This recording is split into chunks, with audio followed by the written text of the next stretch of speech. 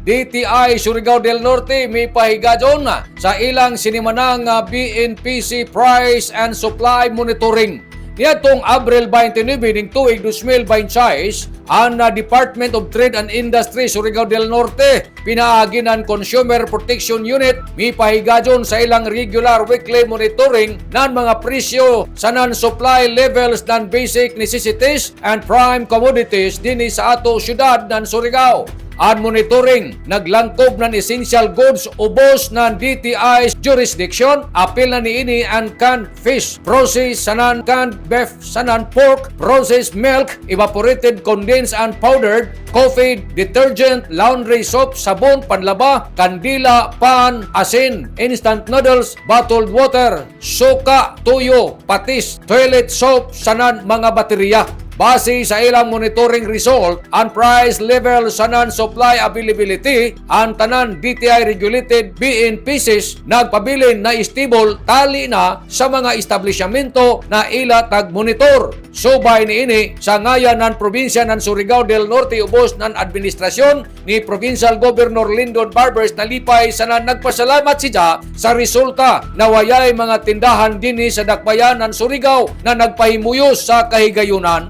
dungan sa pagsaka sa presyo ng petrolyo na amoy nakahatag dugang problema sa mga Surigaonon. Si Governor Barbers nang ginaot na pabilin lamang kita sa pagatuman sa mga mandato sa buwatan ng DTI Surigao del Norte, labi na kamong mga negosyante na kandili sa intaon maapektuhan ang ato mga konsumante, labi na intaon kadtong igo-igo ra nan pangita. Nanukad, gikan diri sa Kapitolyo, ini si Maritza Nurse Marcon Sim Vlogs Mario Conales Emulan mula og salamat, marajaw na adlaw natong tanan.